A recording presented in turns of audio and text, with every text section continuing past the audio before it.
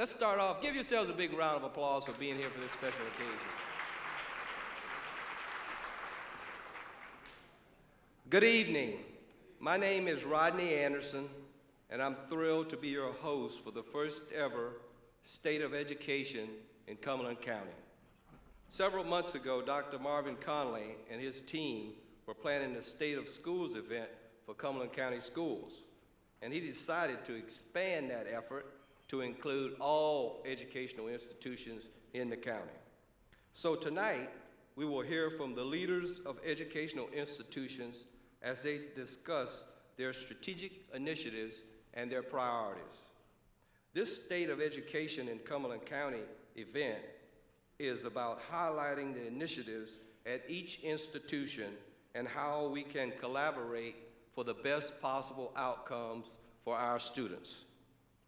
I would like to recognize a few groups, but since there are so many groups, I want to put the one clap rule into effect.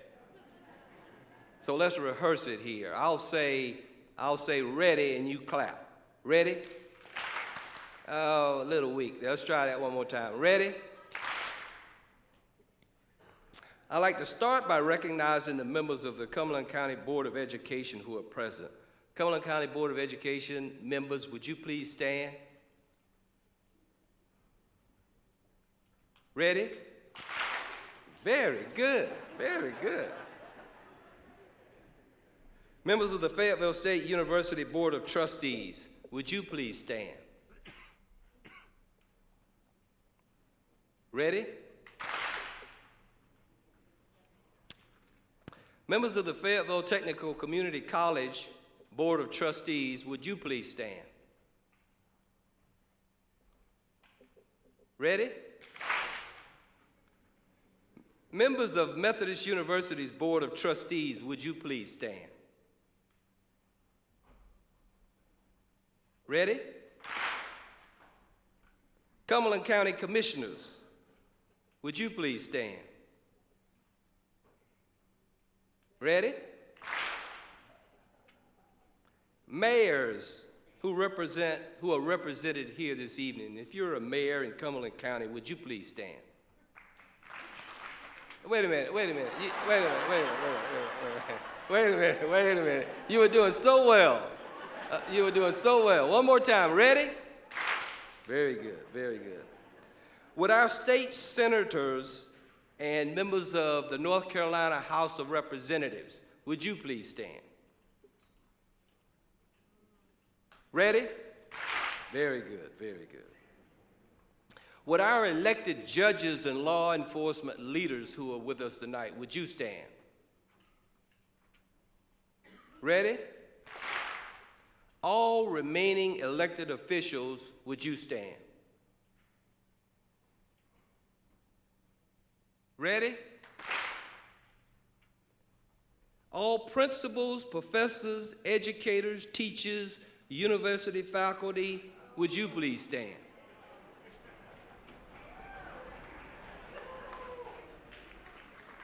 Ready? Very good. All parents, guardians, would you please stand? Parents and guardians.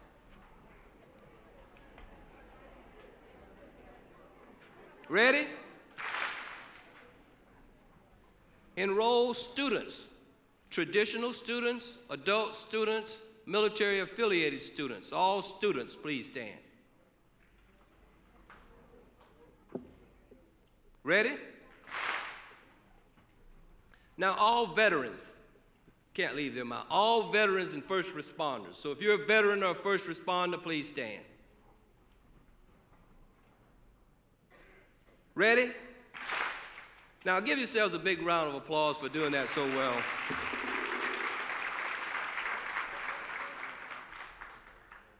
To everyone here this evening, welcome and thank you for taking the time out of your schedule to learn more about the work being done at various educational institutions throughout Cumberland County. A quality education is often associated with economic success.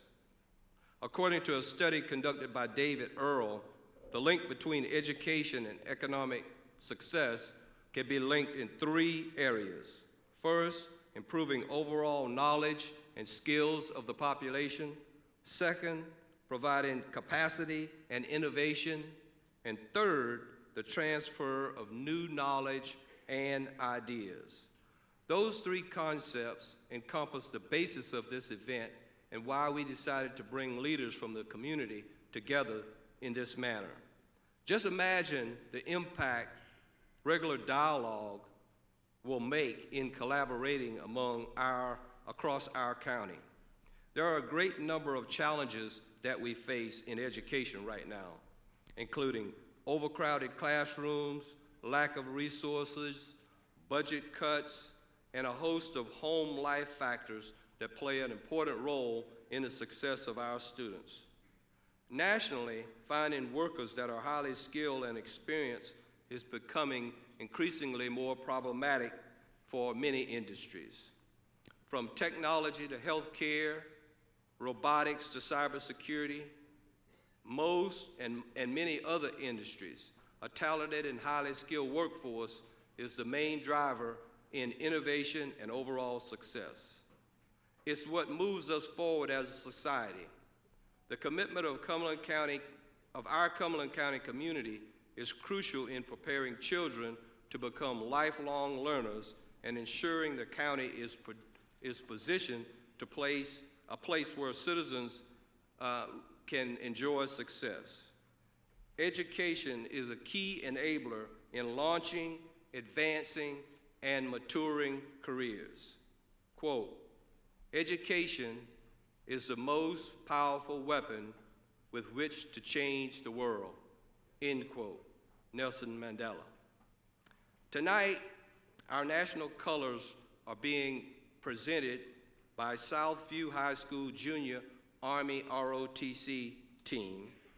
Our national anthem is provided by Asia Barjanier, a senior at Fayetteville State University. And at this time, please stand for the posting of the colors and remain standing for the national anthem and the invocation. The colors.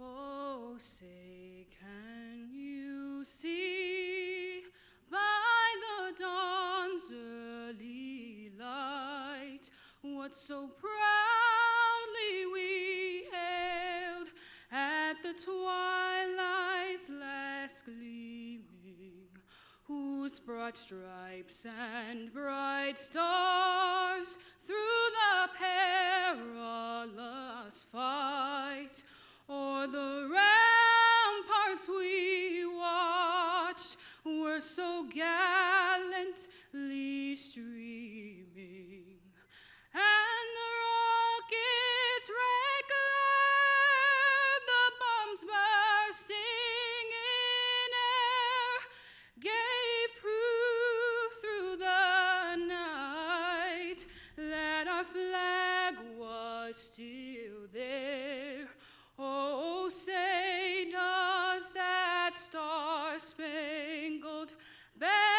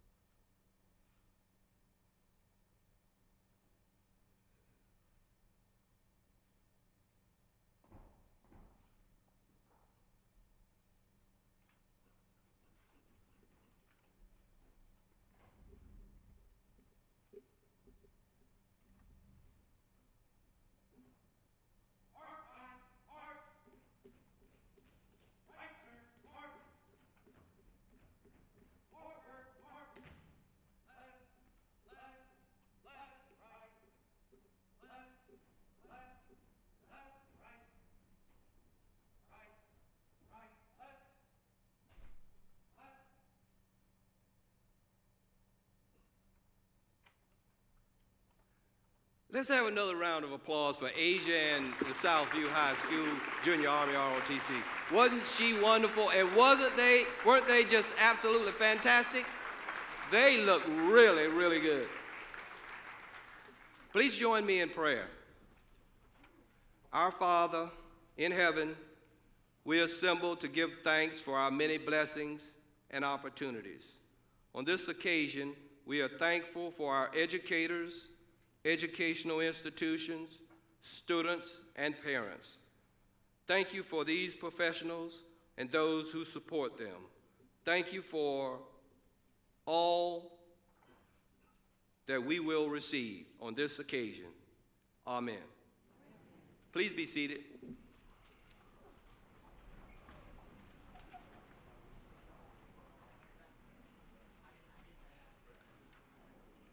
Our first speaker this evening is Dr. Marvin Conley, Superintendent, Cumberland County Schools. Dr. Conley has enjoyed a successful career in public education spanning over 25 years in North Carolina. He began his career in public education as a special education teacher assistant and teacher after proudly serving as an Army officer in the U.S. Army, including time in the 82nd Airborne Division.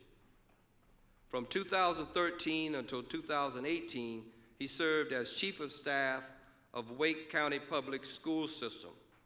He has served as a superintendent of Cumberland County Schools since July of 2018.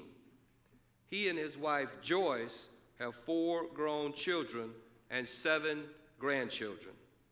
Please join me in welcoming Dr. Marvin Conley to the stage. Dr. Conley.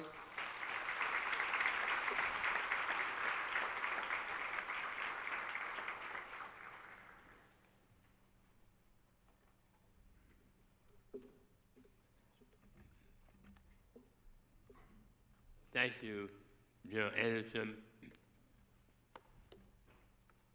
And Joe Anderson has established protocol, but I certainly want to acknowledge my Board of Ed.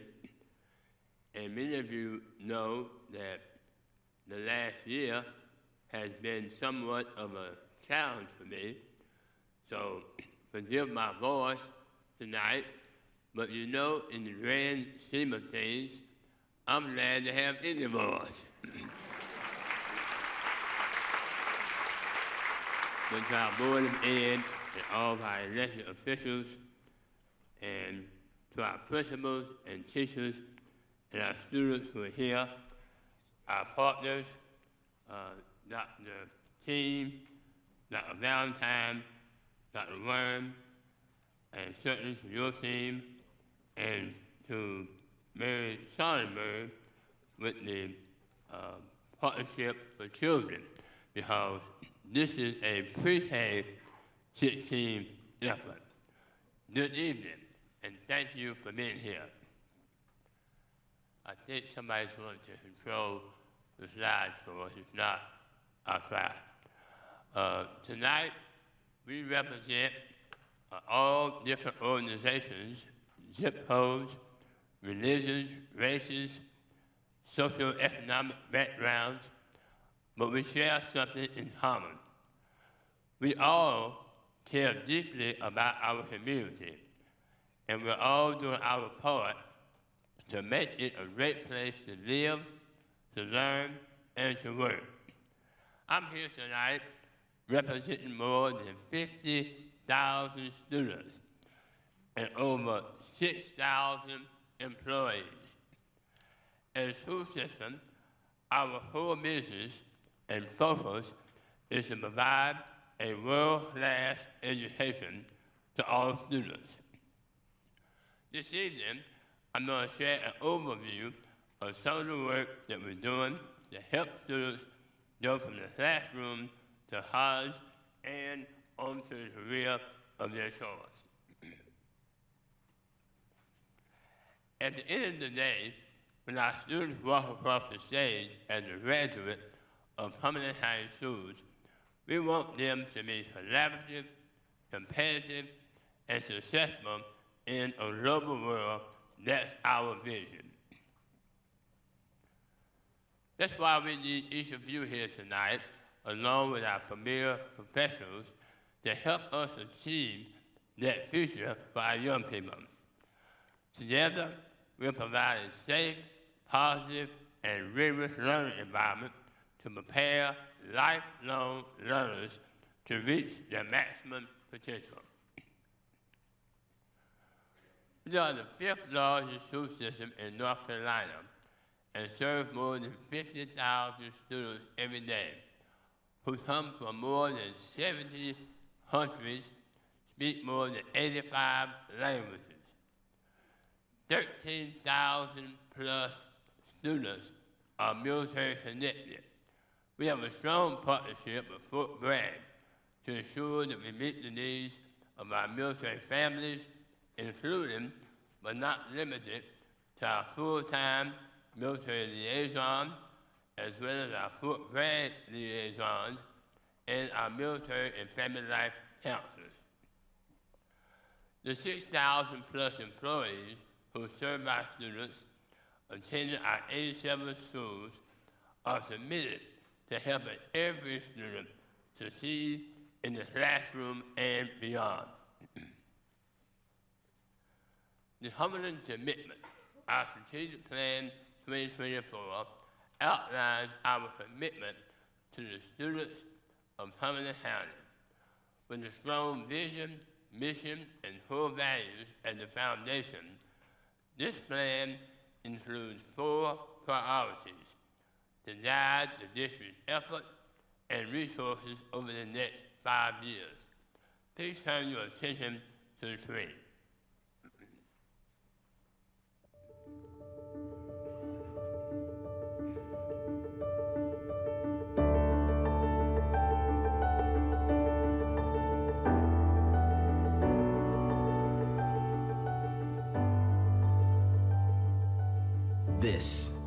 These faces, these students, our future.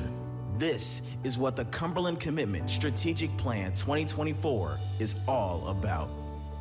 After 8 months of work and feedback from thousands of students, parents, community partners, educators, and staff members, the Board of Education approved a new strategic plan.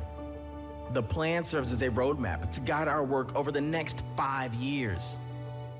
But how did we get here? It was a true district and community effort. We focused on building a plan that combined our vision, mission, and core values. Those elements are integral to what we do and who we are. That's why they are the foundation of the Cumberland Commitment Strategic Plan 2024. Our first priority, successful students. We'll make that happen by creating robust learning experiences, focusing on educational equity, developing modern learning environments, creating tiers of services, and establishing and aligning clear career pathways. Our next priority, premier professionals. We will recruit, support, and retain impactful teachers, leaders, and support staff. We cannot have successful students without investing in our employees. Our third priority, ensuring our students have an exceptional environment in which to learn. That means pulling our resources, facilities, and staff together. Also, our students feel safe and comfortable and can grow academically, socially, and emotionally. Our fourth priority is committed community. We will collectively engage schools, parents, and our community in building student success. Developing the Cumberland Commitment Strategic Plan 2024 was a true district and community effort, and those efforts must continue. We can't do this alone. Go to the Cumberland County Schools website and click on Strategic Plans to find out more about our priorities, measurements, and how you can help.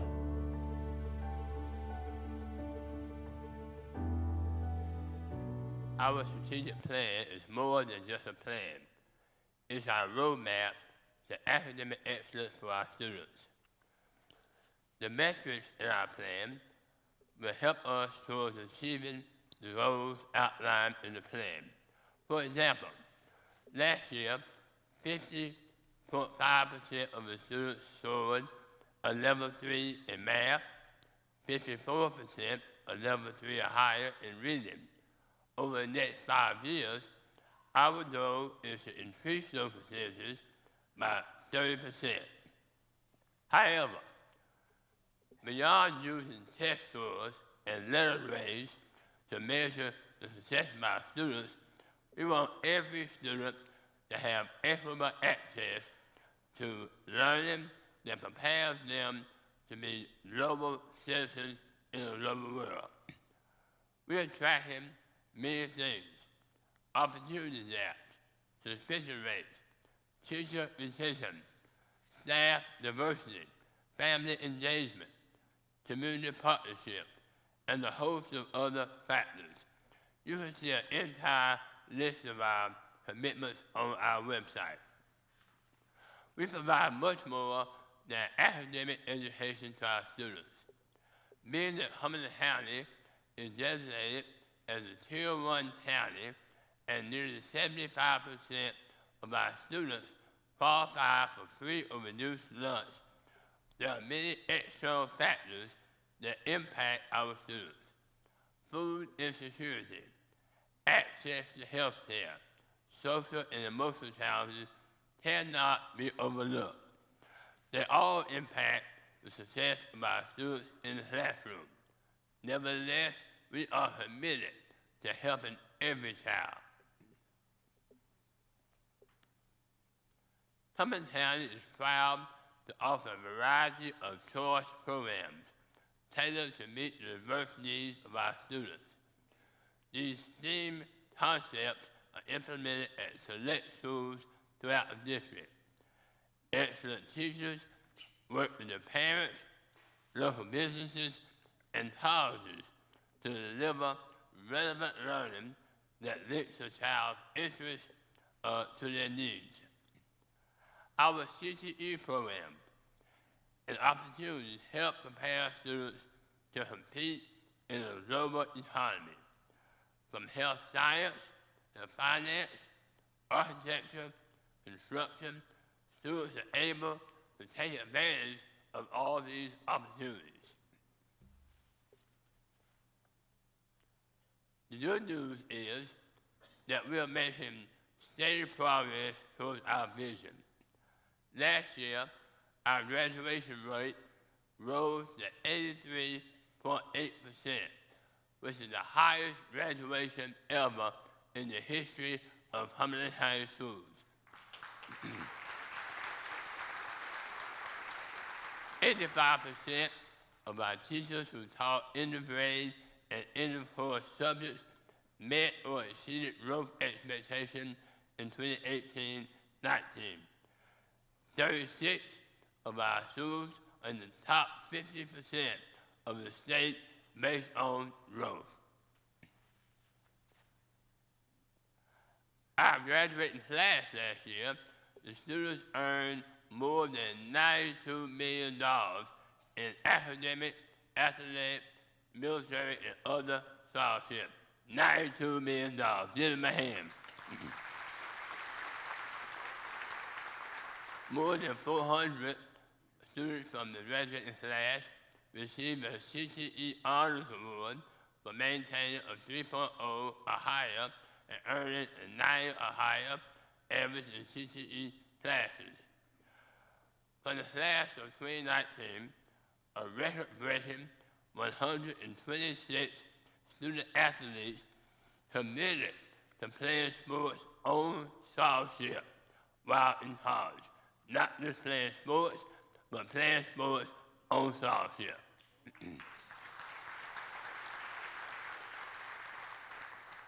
Our schools represent 8.2 million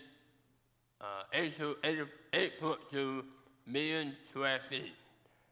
68 schools in our buildings represent more than 4 million square feet that have square footage that is over 40 years old. Cumberland County and the school system are working together on a comprehensive capital improvement plan to improve our buildings. We're working to implement and expand robust learning environments, modern learning environments. We're identifying opportunity gaps and promoting educational equity throughout our school system. We want all our students to survive and to thrive regardless of their race, zip code, or socioeconomic status. It doesn't matter how much money your parents make, where you live, whether you're black, white, Latino, or whatever. We want you to be successful. The achievement gap is a nationwide issue. We're not alone in trying to alleviate disparities in academic performance between groups of students. To eradicate achievement and preparation gaps, we are focused on closing the opportunity gap in underrepresented students, the gap between black students and white students. In addition, we need to provide more support to our 23 low-performing schools as identified by the state, and we're working on that effort. We're on the right path to improve all of our schools. We're doing some creative things that equitably allocate resources to all our schools. Please direct your attention to the screen.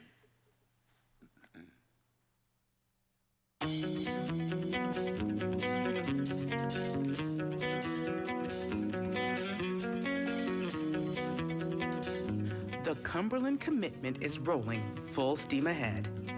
Our vision is that every student will have equitable access to engaging learning that prepares them to be collaborative, competitive, and successful in our global world. The district is working hard to make the vision a reality with some tiered services and resources. We've gotten a huge amount of support this year, of course, from every single department. Dr. Connolly, of course, starting it off, and then elementary education, testing, special education. We have gotten support from departments across the board to help us identify what our students need and how we can best deliver that to our students. Tools like iRounds are extremely helpful. Okay, iRounds is an evaluation tool. When the administrative team walks into our classroom, they are looking for certain things happening within our classroom. They could be looking for student engagement. They could be looking for small groups. They could be looking to make sure that our lessons are related to the objectives that we are supposed to be teaching. What iRounds has done, it's actually given us as instructional leaders that tool to be able to go in and quickly assess the learning environment, looking again for that authentic and relevant instruction, making sure that the environment is student-centered, making sure that we see evidence of learning. So it gives us a quick way to assess that and gives them the opportunity to get that quick feedback. All of this effort will guide student achievement.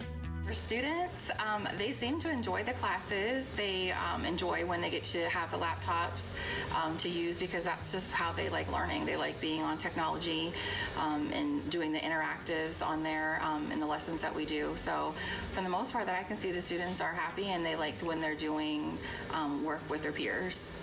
Well, I mean, I think that it's going to have a huge impact on our achievement. Lisa Johnson has been very instrumental in bringing professional development to our staff. Tiffany Eakins has been a constant in our building, providing PD as well to our teachers. Ron Phipps has provided a closer look at test data, and Kim Nash has also been instrumental in taking a look at individual student achievement, so we can target students that are right on the cusp of passing the EOG, and that has been very instrumental, and I think it's going to have a huge impact on student achievement. Everything being provided is so appreciated by all the schools. This year, they're making it a point for every school to get what they need to be successful. And the support is overwhelming and very much appreciated from the students to the parents to the teachers and especially the building principals that run the school.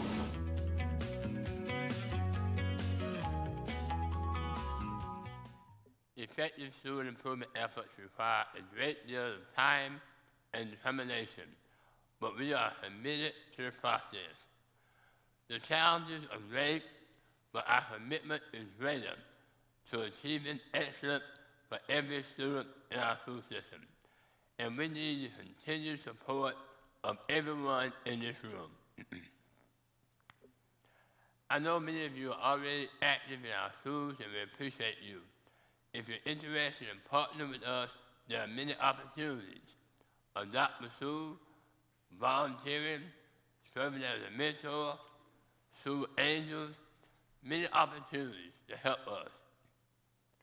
We care deeply about our community, and we're doing everything we can to make this a great place to live, to learn, and to work. Thank you for your continued support of Cumberland High Schools. We're in this together. We can do it. We're counting on you, and I know you're counting on us. It is all about the children. Thank you, and God bless you.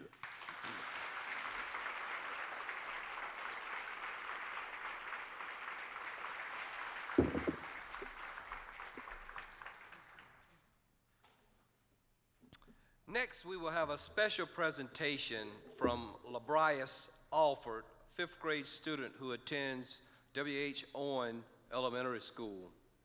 LaBrias is very involved in elementary school and likes to use his oratorial skills to communicate with others. Tonight, he will briefly share his insights on the importance of education. Please join me in welcoming LaBrias to the stage.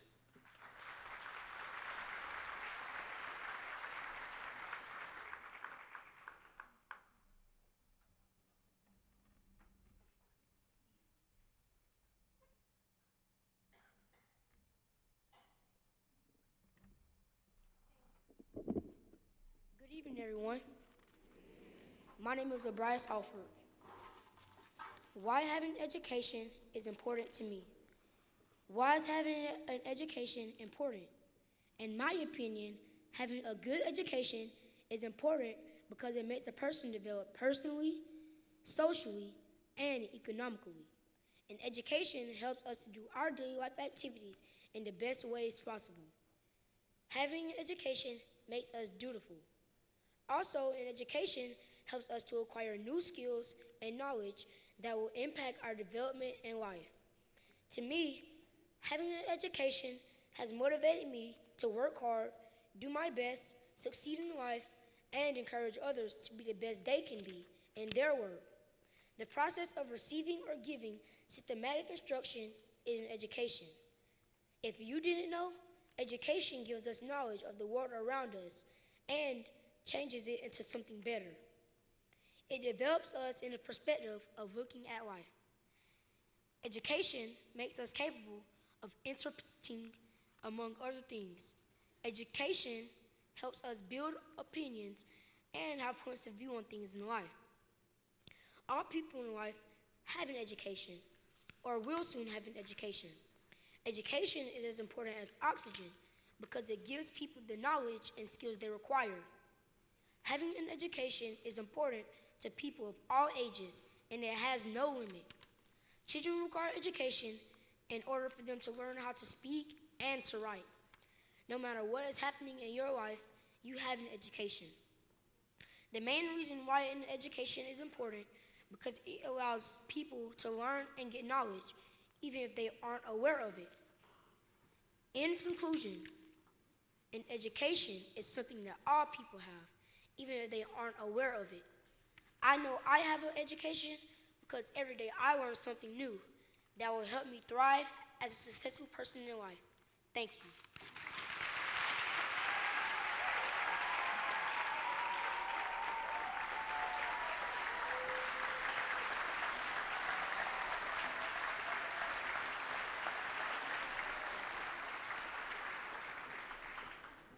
I think I'm out of a job.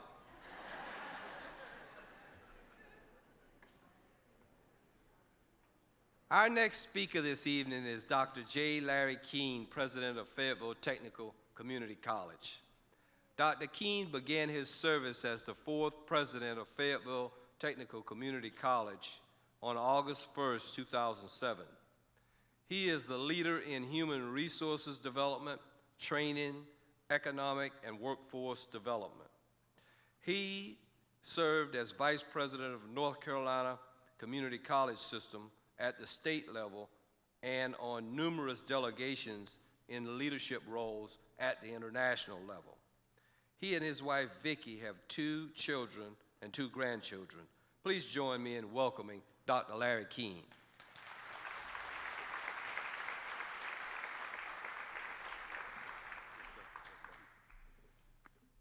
General, I don't know if you did that on purpose or not, but to put me after Librius was one of the most, I guess that's one of the cruelest jokes that anybody's ever played upon me.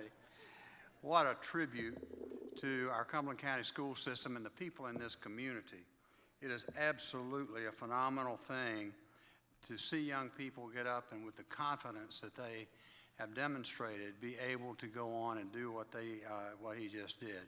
Now, I have no idea how to work this thing, so we're going to see here in just a moment.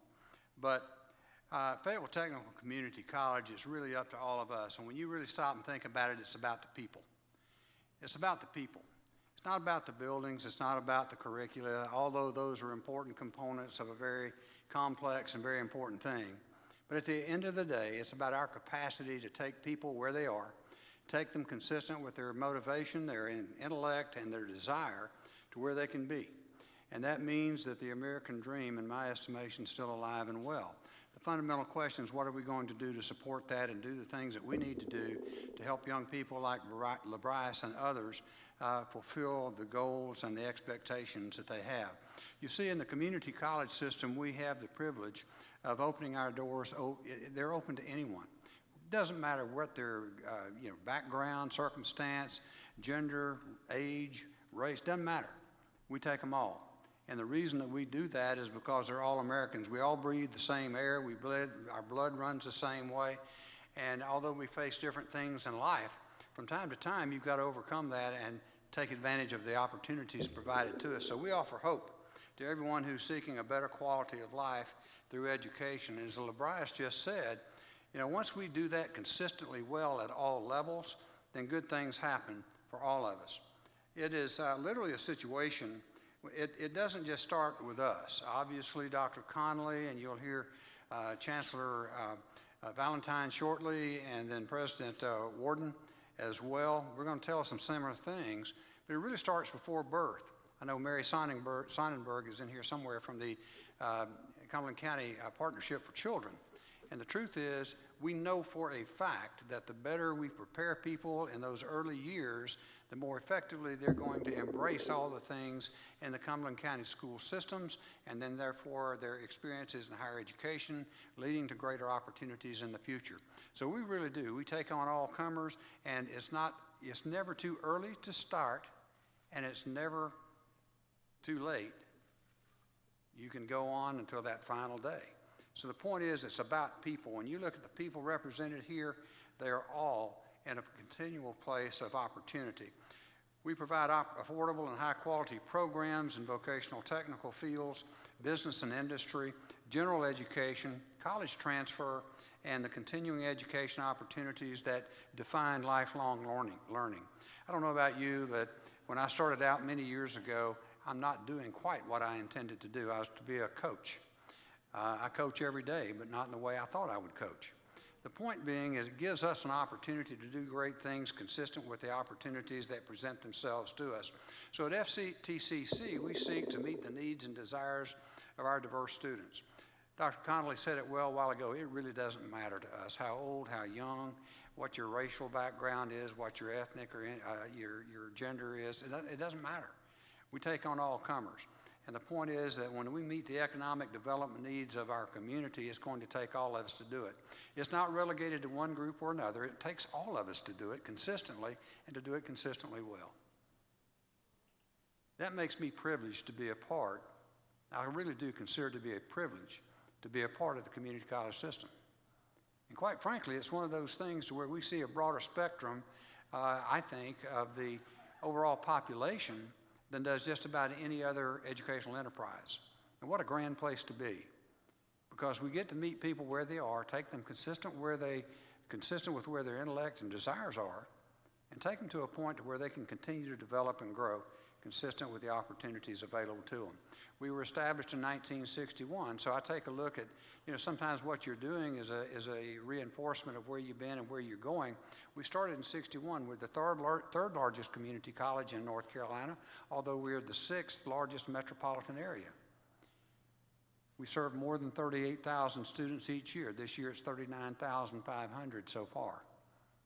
And the point being, when you take that across all spectrums, it literally is a situation to where you can meet the needs of a community and others, but none of us do it alone. We have over 280 programs in these different curricula. They represent business, computer technologies, engineering and applied technologies. They look at health, public service, arts and humanities, and math and sciences, which are the foundations of so many things that are being created today.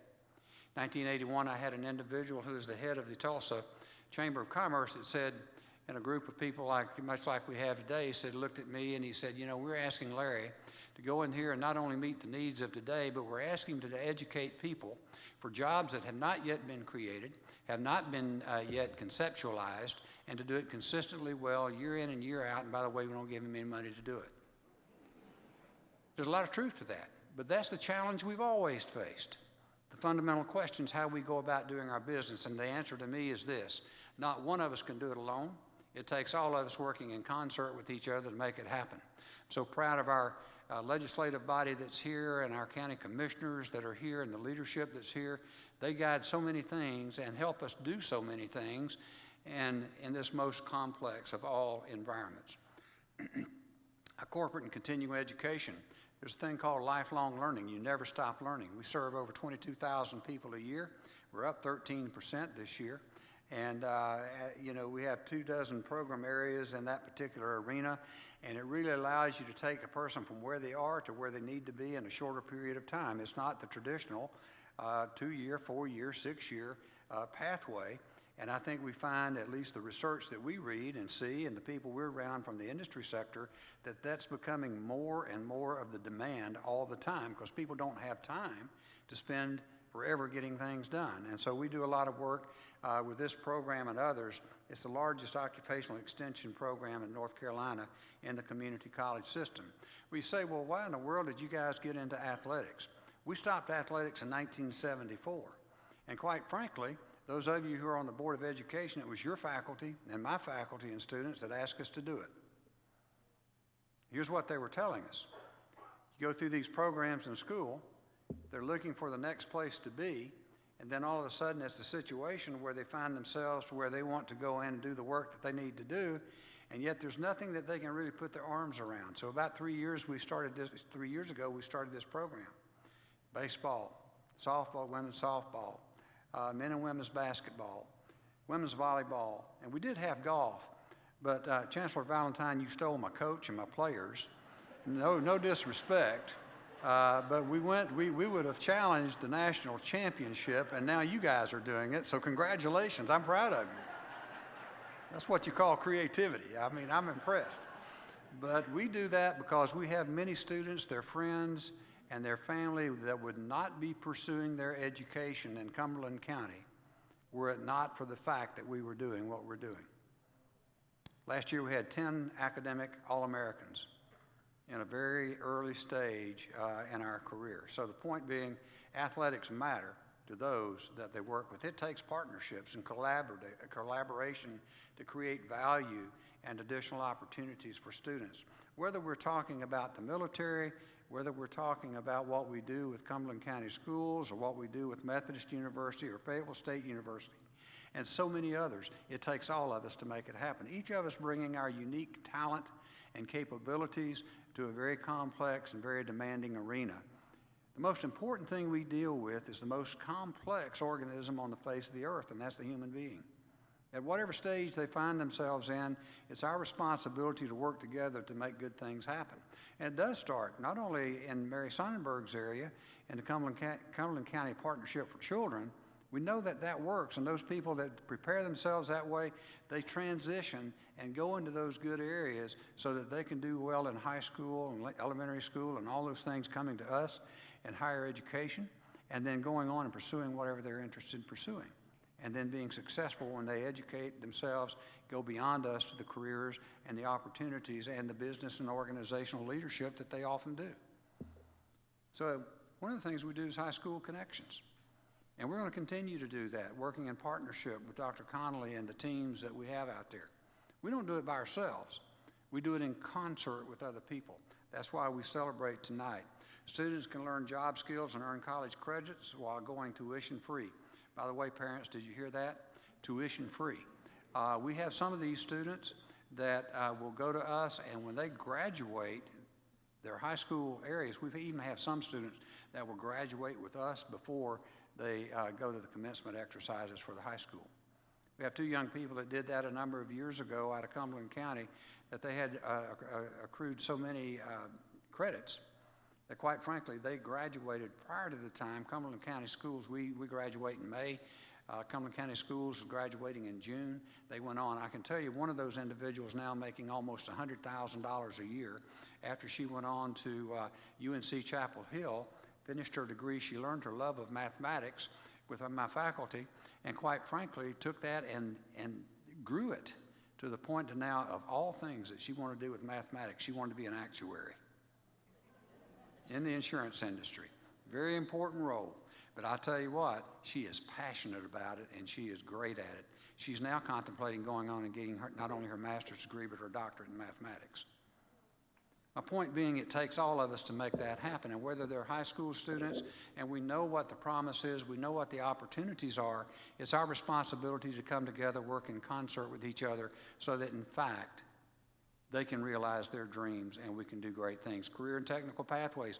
We have some students in the high school programs that will graduate with us with a certificate program in healthcare and walk right into $45,000, $55,000 a year jobs before they graduate high school.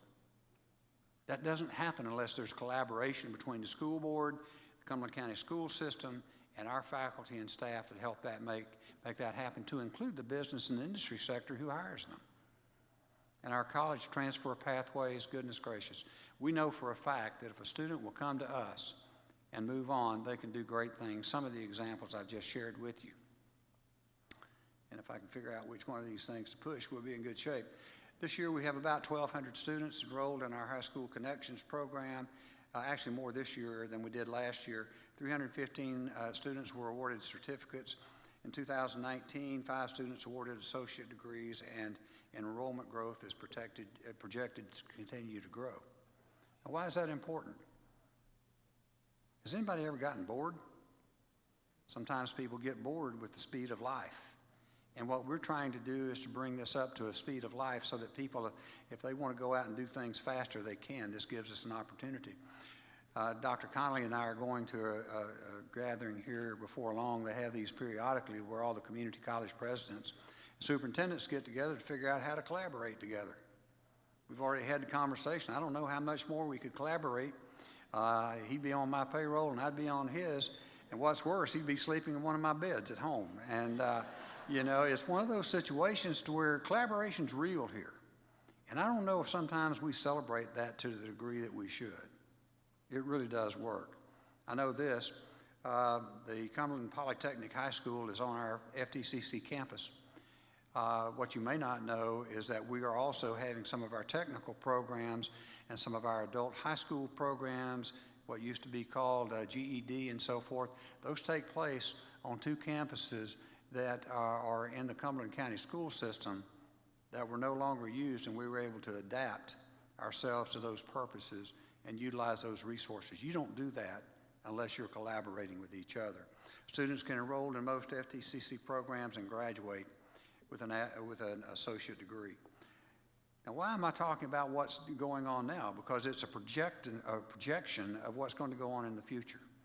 We have a solid foundation in which we're doing the things that we're doing, and we expect to build on that as time goes on. And just like my friend in Tulsa says, we're going to create things that provide for the opportunities of tomorrow, even though we may not know right now what those are. We have transfer agreements with several dozen four-year colleges and universities, certainly to include Fayetteville State University and Methodist University. We're trying to refine some of those. And quite frankly, we're working in concert with our respective faculty to make that a more streamlined, more efficient, more effective way of doing things. Why? Because we serve the needs of the students that come to us. That's why we do what we do. And then the offices on Fort Bragg, and a strong educational commitment to all of our military members, their veterans, and their families. We have about 4,000 right now on our campus that are active duty, National Guard, reserve centers, you know, we go on and on and on. You add to that the veterans, and then we have the largest single veterans program in the state of North Carolina, according to the Veterans Association group out of Chapel Hill, actually. And then the family members, we love the family members because they sacrifice and commit just as much to the defense of this country as anyone else. We created a number of years ago a thing called Transition Tech, and we're going to do one thing, we're going to grow that. What that means is that as students, or soldiers, or airmen, or Marines, or Navy personnel retire, they need to do something to transition effectively into the civilian labor force. And so we started working in a number of ways to make that happen years ago. The net result is that has worked extraordinarily well, and they go into a number of things where they in fact do the work that they need to do. Last year in 2018, we served 770 soldiers. This year we'll serve more than that. Programs include everything that you see up there, the IT programs. It's not unusual for us to certify somebody who will go into the IT sector and then go to get a job right away making as much, if not more, than what they were making when they were in the military. So Transition Tech works well. And our graduation, if you don't graduate, it's kind of like if you don't play the lottery, you can't win. If you don't educate yourself and prepare yourself, you can't play the game. And if you don't know the rules and you don't know you don't have the foundation to do the work that you need, you'll never succeed to the level that you could succeed. So we had 5,750 degrees, diplomas, and certificates conferred last year. 2,650 of them were in curriculum and credit transfer programs. About 210 adult high school and GED students. Those are the young people that did not academically fail. Life got in the way. The complexities that we all in the educational system experience, it's not always academic or intellectual. So many times life gets in the way that no one can predict. And so these young people ran into difficulty, and they came to us and worked with us, and they were able to graduate. And many of them, by the way, have gone on to colleges and universities and are doing quite well. And there are 315 high school connection students that we graduated last year as well. When you take a look at those people out there, I see hope, I see opportunity, I see prosperity. Because in every case of those students that you see out there getting the confirmation that they have earned their way into that august body, it's an important thing for us to consider as a community and as a people. More than 90% of our graduates, how's that for pronunciation? Graduates, land jobs. 100% licensure rate for the last 2013 to 2018 for our pharmacy tech graduates. They go to work. When you take a look at the different licensure rates, these are national and statewide licensure rates. Doesn't matter what grade they make in our classrooms. What really tells the story is when they go on, the ones who choose to go on and take licensure, they do quite well. I did not know at one time that nurses don't all want to be licensed. Didn't know that. I can't exclude them from a position, but I'm pleased to know that there are a lot of them that don't care about licensure. All they want to go and do is help people in poverty-ridden areas in this country and other countries with health care that they might not have access to. So we have some of that going on. The point being is that the performance of our faculty and our staff and our students is exceptional in terms of what we do. When you take a look at the salary averages, yeah, they cover the gamut. I'll tell you one quick story about a young man that went to work with us in IT and cybersecurity. He went and interviewed with a company and had a number of opportunities, by the way, and they asked him what his salary requirements were, and he told them $60,000 a year. And so they broke and went away and came back and said, We love to have you come and join our organization. We think you have real talent and real ability. You've already demonstrated that. We have a problem with your salary request. The young man took a deep breath and took a gulp, and I think he was ready to take less than what he had said. And yet he waited. Somebody taught him well, just wait and let them talk first. He said, the problem with the salary request, we want to offer you $80,000 and you're just wanting 60. Would you take the job? He said, yes, I'd be glad to. You know, that's what we forget sometimes. Sometimes the things that we learn, we do, and we expect can be far greater rewarded than what we ever imagined. And that's what all of us are about as we come into this realm. So you see a variety of opportunities that are available there. We have, a lot of national recognitions that we have received over the years. This guy, Mr. Husick, provided us we're nationally recognized as a top college for military advanced education. We're proud of that. These men and women, especially in this community that serve our needs and keep us free, it's not only them, but it's their families. And for us to do the work that we get to do, and we're privileged to do, gives us an opportunity where it's appreciated and recognized. We'll do it every day, all day long. And I know our other colleagues are the same way. We're ranked number 4 in the nation in terms of center and digital education. We go from number 1 to number 4. I think they get to these things and evaluate them. They got a share of the wealth.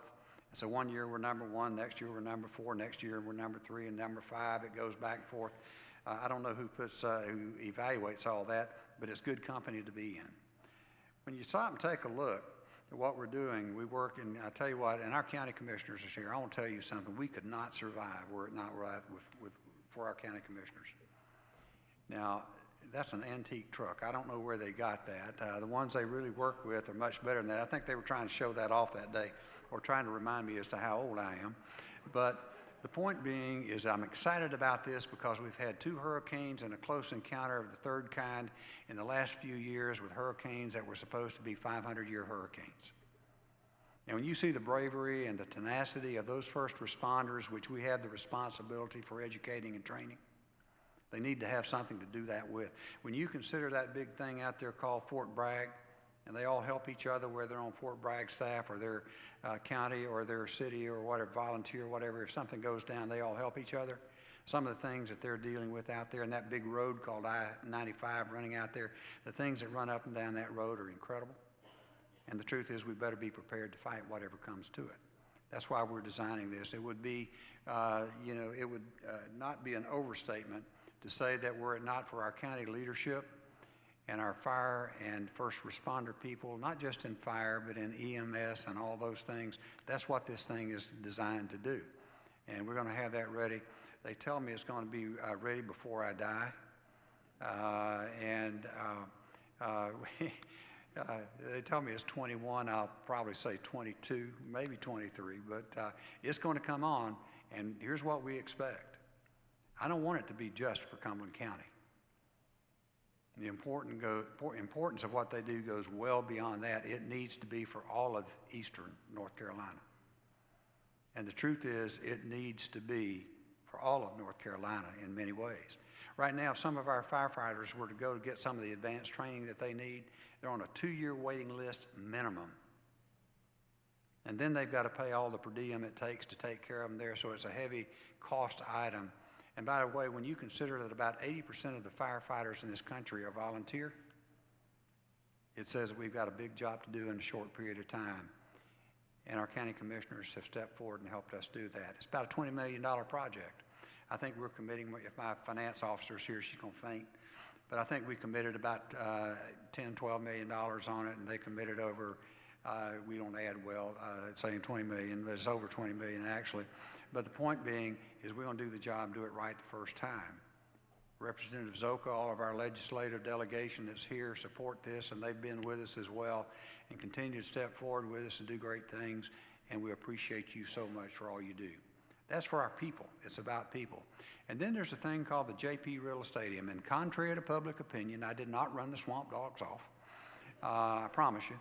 But needless to say, they had a certain business model they had to fulfill, and they chose to make a change.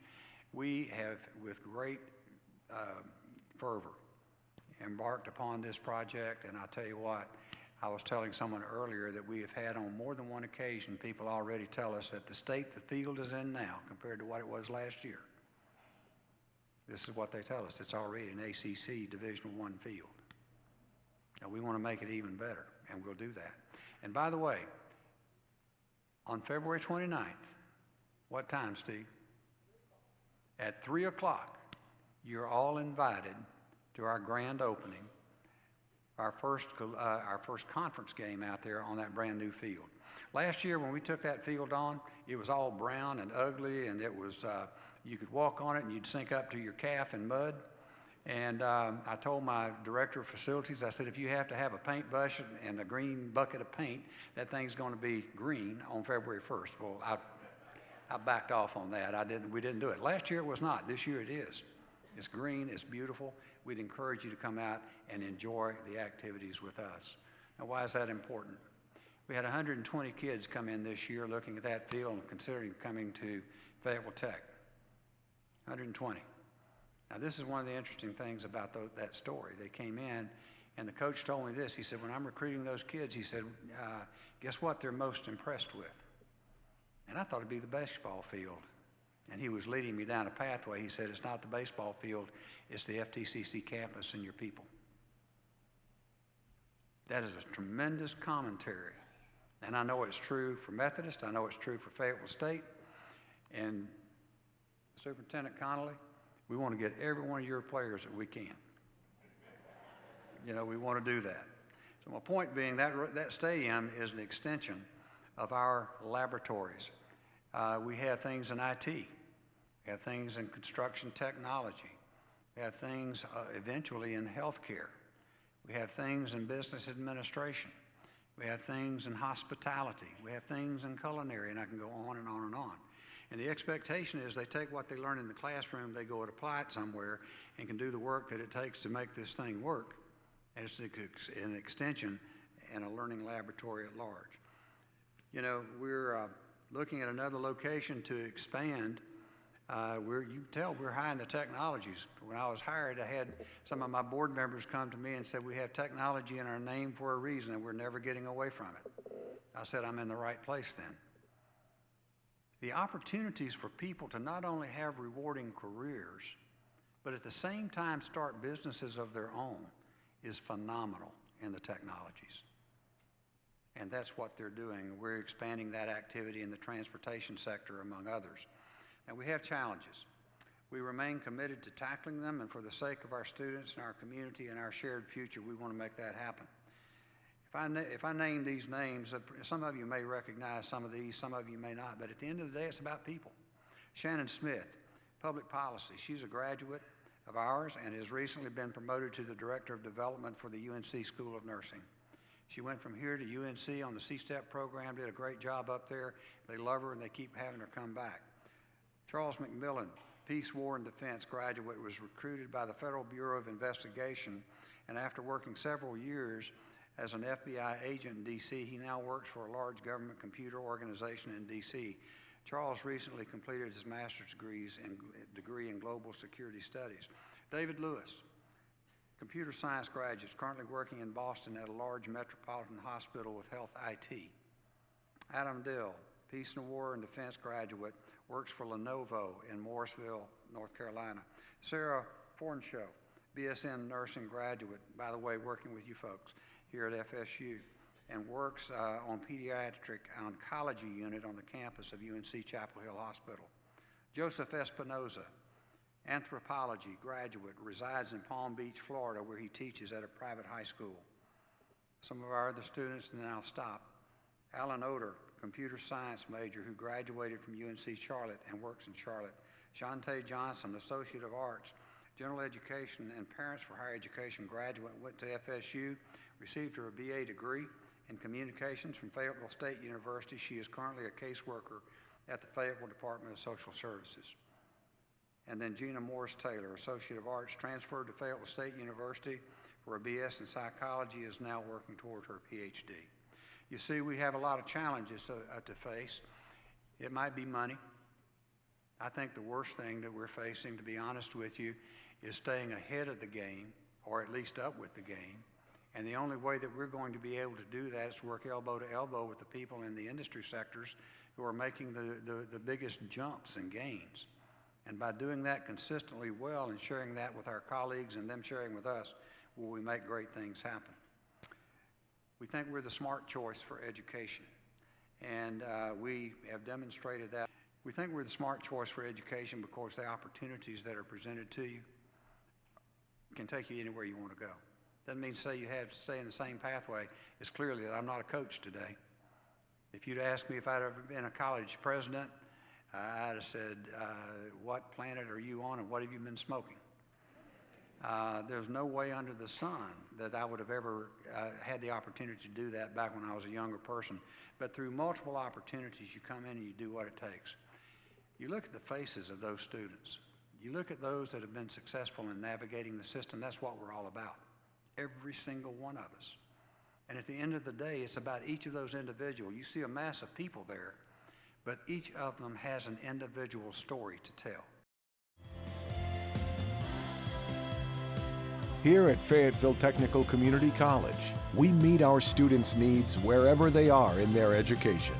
We strive to help our community by training, supporting, and improving the quality of life for our neighbors. We are not a one-size-fits-all institution. Our students come to us from all walks of life, and we can provide them with a variety of educational opportunities or the specialized industry training they need to help them in their life's journey. We serve more than 35,000 students and provide over 280 occupational, technical, general education, college transfer, and continuing education programs, with a keen eye on our community partners to provide them with the trained workforce they need.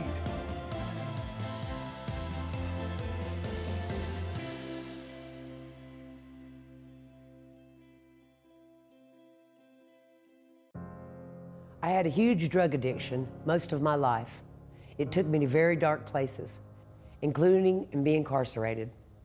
I had to work through some of those things, and part of the process was thinking about what I could do to help take care of myself and to start enjoying life.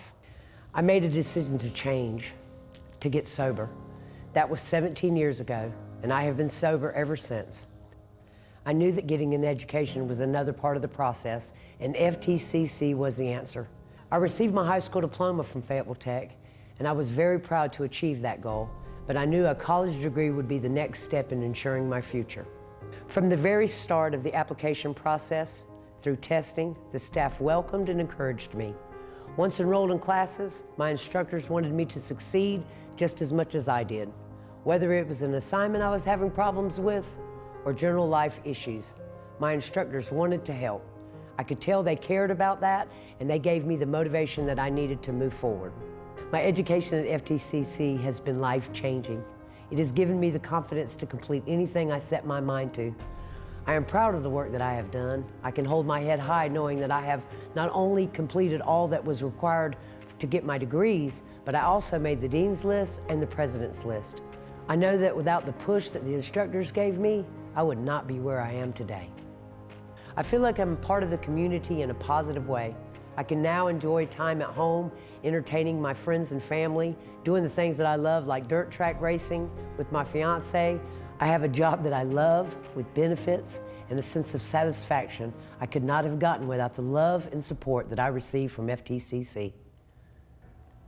I'm mostly a native to North Carolina, having spent the majority of my life growing up in North Raleigh and moving around the state from the mountains to the Piedmont and now the Sandhills.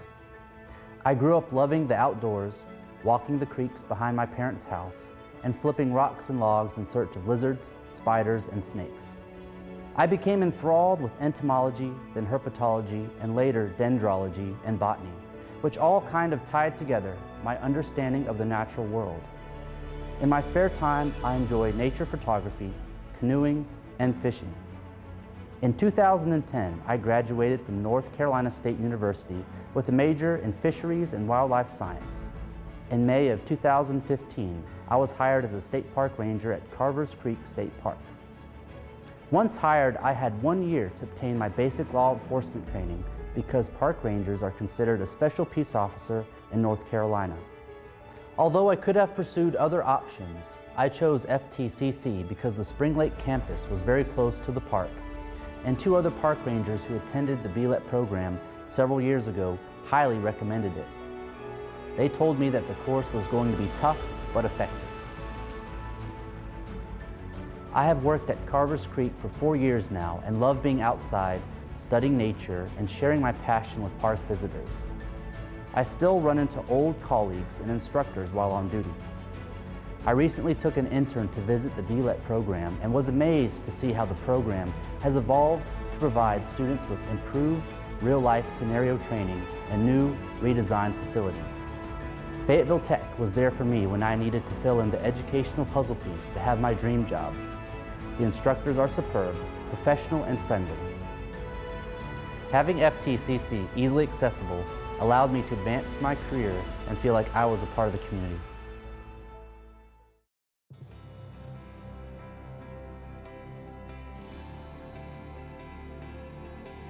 Education is an ongoing process in a life's journey, no matter where our students are in their life. Fayetteville Technical Community College is the vital link to helping them achieve their goals and use their skills and knowledge to benefit the entire community.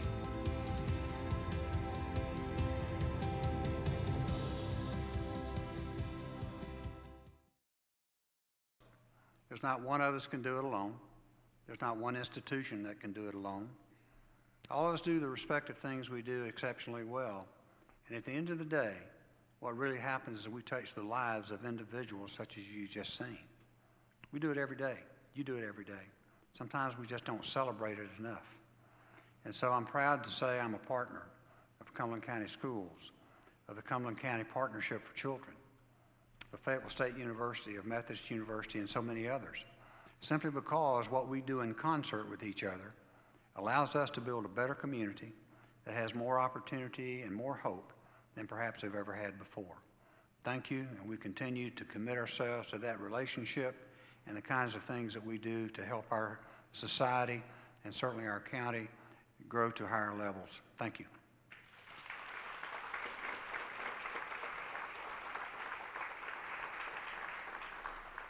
Thank you very much. We can take a stretch break.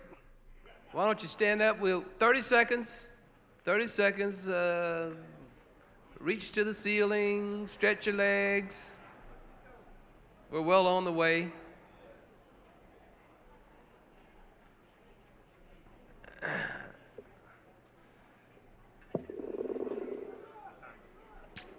Now you may be seated. At this time, we have a special musical selection by Jonathan Peelan, a senior at Cape Fear High School, and he's going to play the violin. Jonathan is a senior at Cape Fear High School. He has served as the concert master for both Cumberland County Schools, Middle School Youth Orchestra, and Cumberland County Youth Orchestra. He has also served as concert master for the All-County High School Orchestra and participated in the State Honor Orchestra as well. Jonathan is an outstanding academic student who plans to major in engineering and minor in music while in college. Please join me in welcoming Jonathan Peelan to the stage.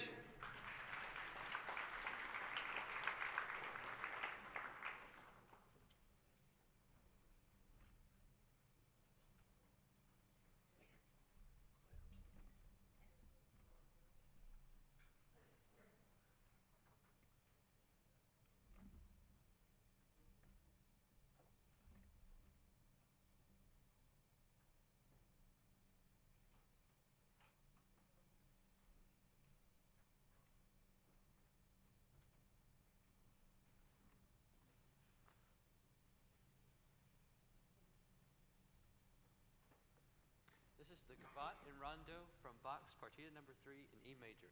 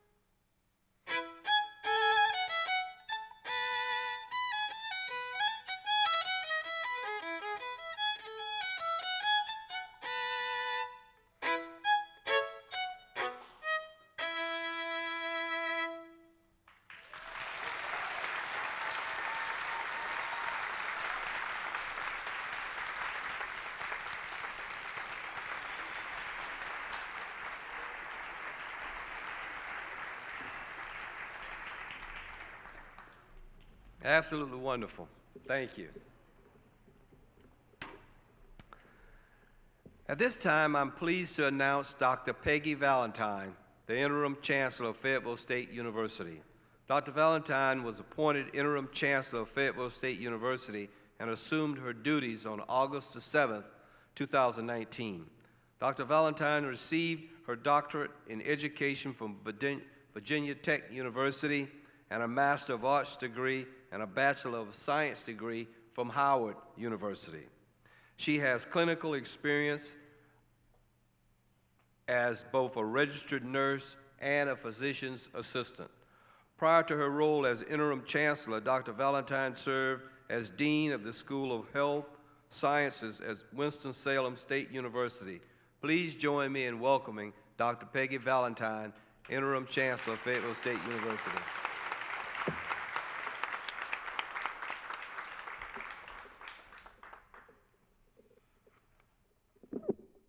Good afternoon, everyone. Welcome to campus. It's great to have you here. And it's hard to believe that 6 months have gone by so quickly. And I can tell you that every day that I wake up, I am so excited to come to this campus because the work that we do as chancellors, presidents, superintendent of schools truly is life-changing. And it's such an honor to be at this place at this time in my life. And I'm grateful for you, for everyone who has reached out to me and has made me to feel very welcome at this great place. This truly is an amazing county.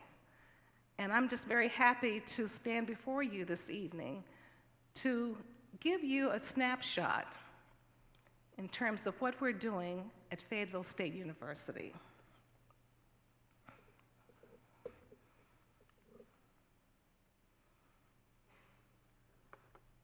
Back in 1867, there were 7 African-American men who came together who raised $136 to purchase property to start this university. And it's very becoming when I think about to have you on our campus at this time as we celebrate Black History Month. Fayetteville State University, being a historically Black college and university, has made tremendous impact not only on this community, but I would also say around the nation. It opened its doors at a time when African Americans could not go to the larger schools, the majority schools. And for over 152 years, this university has paved the way for African Americans and other people of color to acquire a college degree. And we have changed a lot in those 152 years. We're much more diverse, and we provide opportunity for any student who would like to have a HBCU experience. And the HBCU experience is something that one can feel, and as we heard President Larry King talk about being a welcoming campus. Our campus is very welcoming. It's something about the experience at our university where the faculty go out of their way to help our students to feel comfortable, take the time to help make sure that they get it, that they understand, so that when they leave these walls, they are well prepared for a career. And many of them stay right here in Cumberland County. But over these 152 years, we've changed a great deal. And as you can see from the slide, we had a peak in enrollment this year. We had an uptick, over 6,551 students. We graduated about 500 students in December, and one would think that the enrollment would drop to about 6,000. Well, actually, we had more students come in January. So right now, we're hovering around 6,300 students. when a lot of other universities are finding that those numbers are declining, and we're able to maintain a steady enrollment. The enrollment has shifted. We now have 53% of our students are taking classes online. A lot of students never step foot on this campus unless they're coming to enroll or to meet with a faculty member. Right now we have a number of students who are outside of North Carolina who are taking classes. They may be deployed. 25, I was told that we have over 300 students who are in active duty and 25 have been deployed. But they too can continue their classes at Fayetteville State University. You will notice that we have a shift in the ages. Over 24% of the students are over the age, I think it's 47% who are over the age of 24. And that's different than when I went to college, because most of the people I went to college with were 18, 19-year-old. And so we're finding that more students are coming back to college to get a degree. And the research shows that the millennials will probably change careers 6 times during their work life. And so as educational institutions, we have to be prepared to meet the needs as the world changes. As other institutions, we have 26% of our students who are military and military affiliated. My desire is to grow that number. I believe that through the work that we're doing at Fort Bragg with General Anderson, whom you've met, we have a presence on that base. We'd like to grow that enrollment at least by 1,000 students in the next 5 years. And I will talk a little bit about the strategic plan that we're in process of completing at this time. But certainly the military affiliated student will continue to be a very important part of all that we do. We offer 33 undergraduate programs, 10 graduate programs, and a number of certificate programs for students who are looking to expand their careers. I also want to point out to you that accreditation is very important in higher education and all that we do. The accrediting agencies are those who set standards, what they're looking for in terms of quality faculty, student outcomes in terms of graduation. And we have a number of our programs that are fully accredited. Our computer science program, chemistry, as you can see on the screen. We have geographic information systems, geospatial intelligence.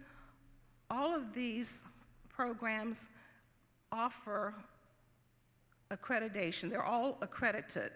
The School of Business, we have the Association to Advance Collegiate Schools of Business International. We also have 2 accreditations in nursing, the National Council of State Boards of Nursing and the Commission on Collegiate Nursing Education. And our social work program is fully accredited.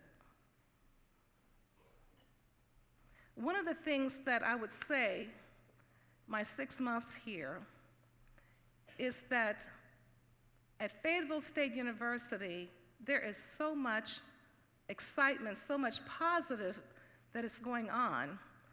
One of the challenges that I think that we have not always told our story to the rest of the world.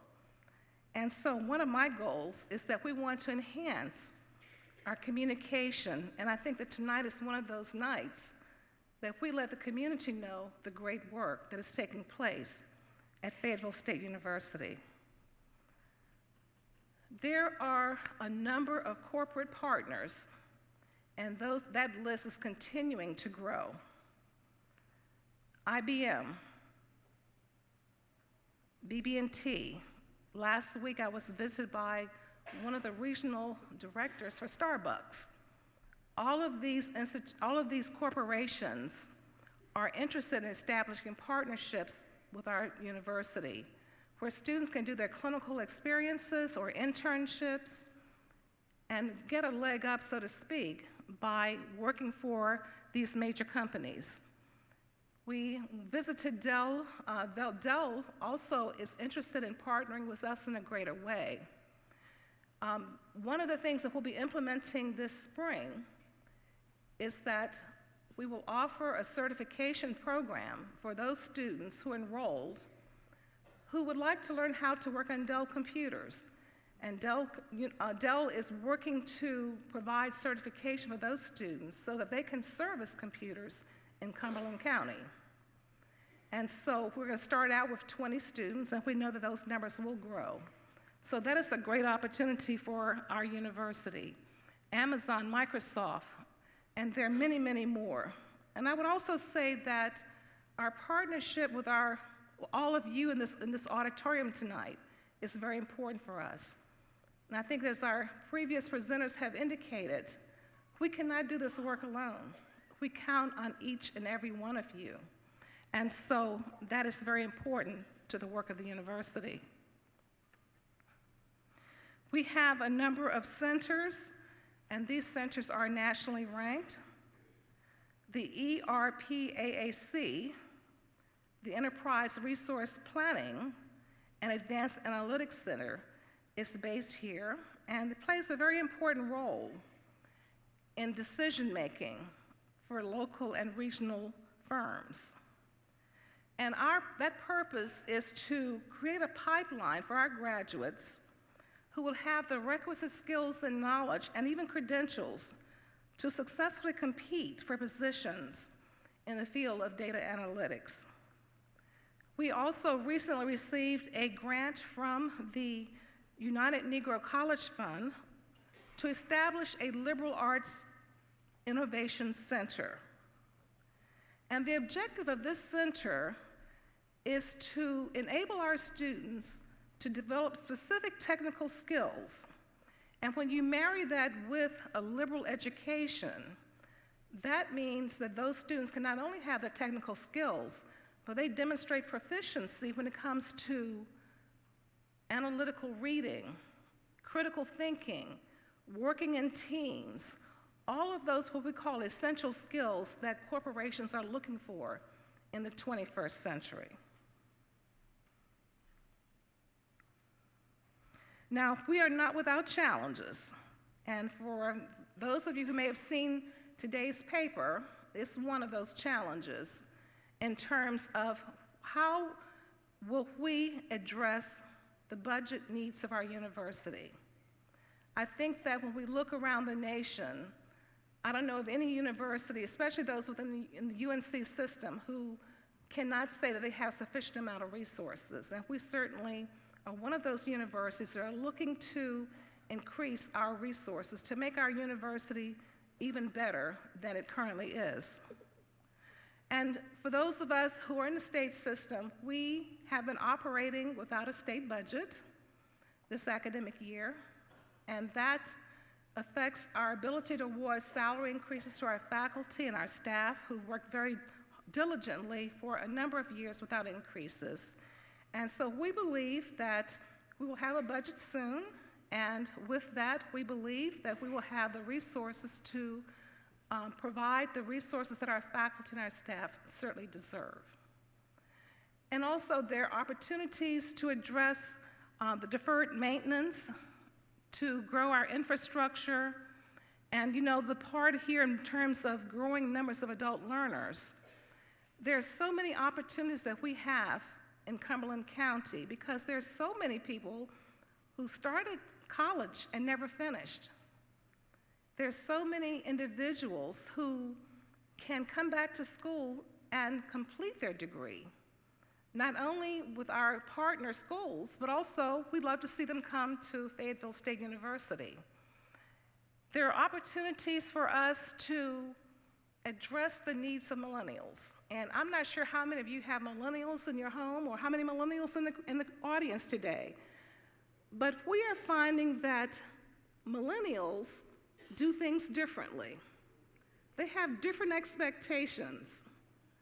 And so with those different expectations, when they come to college, they are looking for all the bells and whistles that they may have at home or what their friends may have at other universities.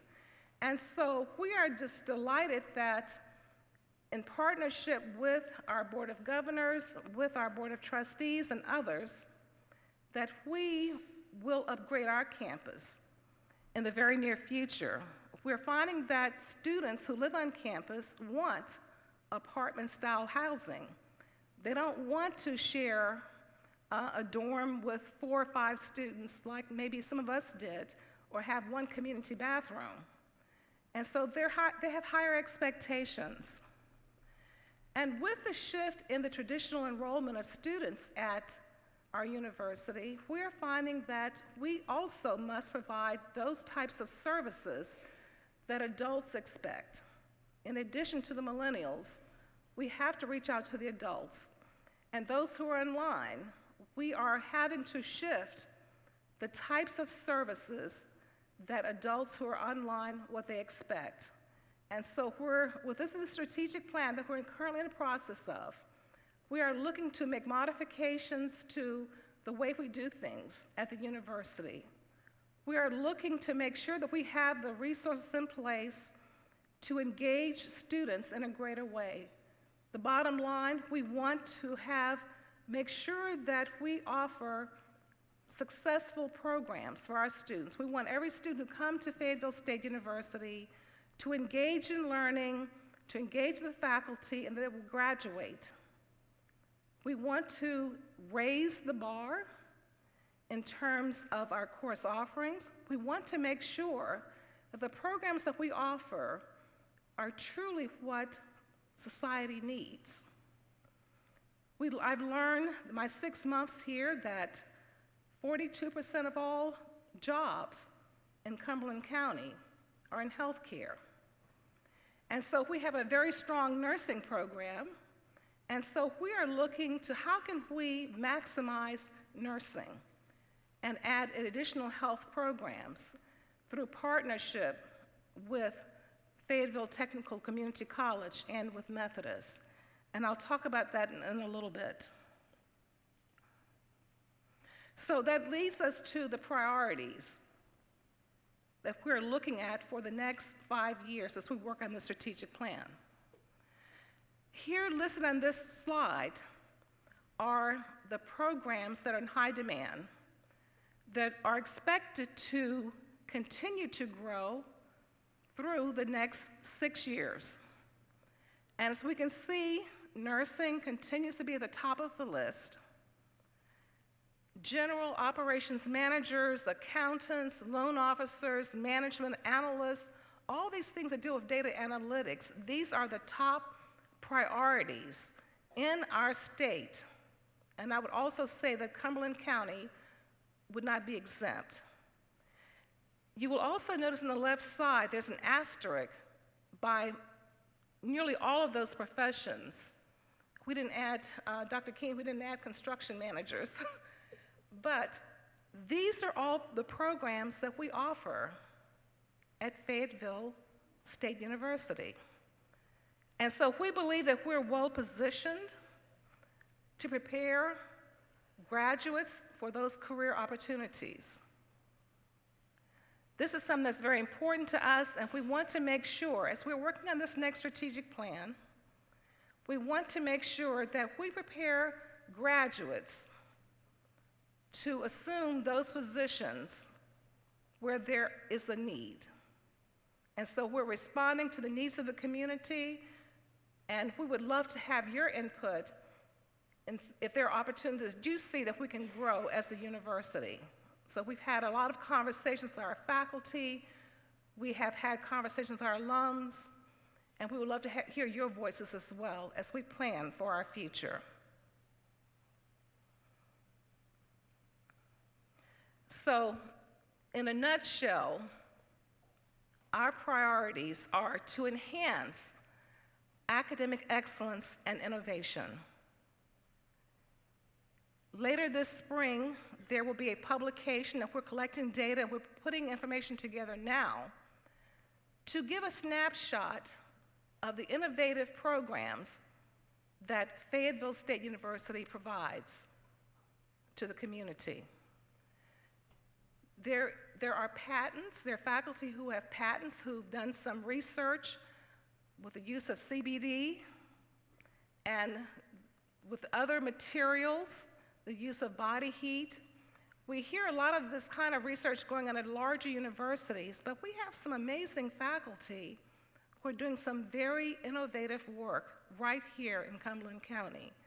And we want to get those products to market, and we want to do a better job of telling the Fayetteville State University story. As I mentioned earlier, we want to ensure student success. We have amazing students.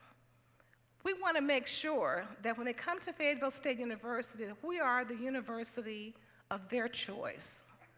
And we want to do everything we can to retain them. And in order to do that, we know that we must work to upgrade our facilities. We must work to retain our faculty. We must do all the things that are necessary to keep a strong university. We want to secure our financial future.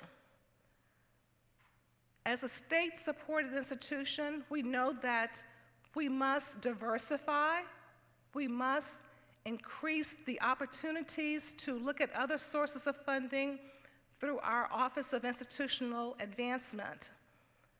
We are looking to grow the resources that we need for our future in a greater way than we have done in the past few years.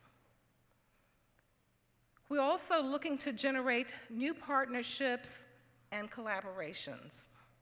As I mentioned earlier, all of you in this audience I consider a partner, and there are great opportunities for us to work together in a greater way. And supporting the Murchison Road revitalization effort. To me, this is one of the most exciting things that's happening near our campus. We are partnering with the city to have joint ventures. We are looking to have a wellness center and a senior center, and someone also to suggest that perhaps we can look to even to bring a center for children. Wellness, seniors, and children. And then the athletic director said, well, why don't we even have a track that surrounds it?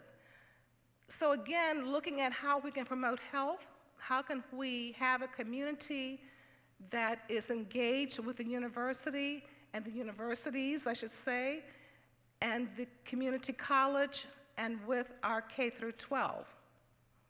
So there are many opportunities there, and we know that by working together, we will change the face of our community in a very positive way.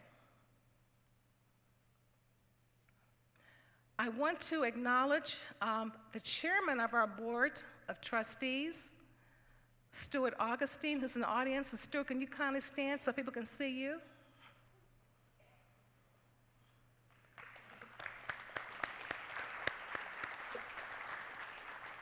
We have a very engaged board of trustees who's working to put Fayetteville State University in a greater way on the map.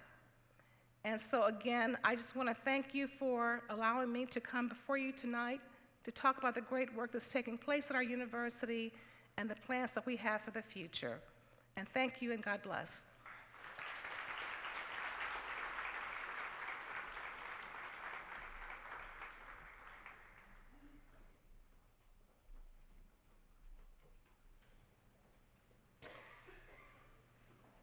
At this time, we will have a special musical selection by Alyssa Hall, Jr. at Methodist University. Alyssa began playing the harp at age 13. She's a faculty member teaching both piano and harp at Snyder Music Academy. Please welcome harpist Alyssa Hall.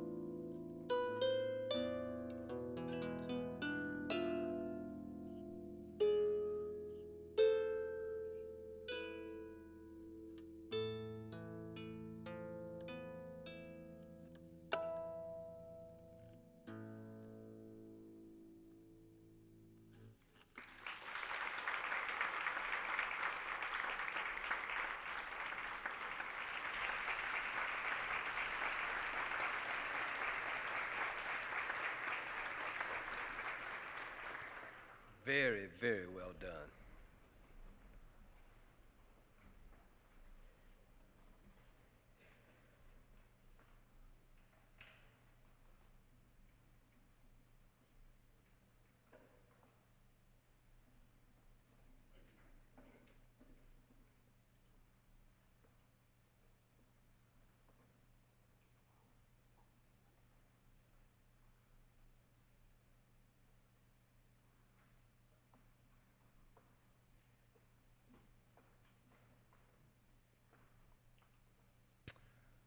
will now have our next presentation from Dr. Stanley Weirden, President of Methodist University.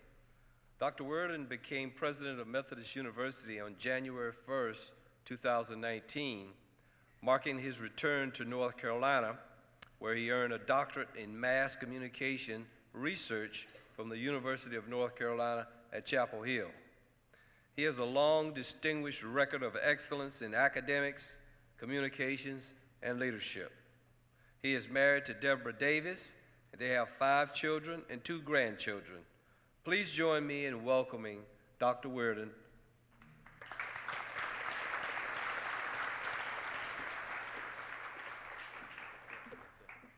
Yes, sir.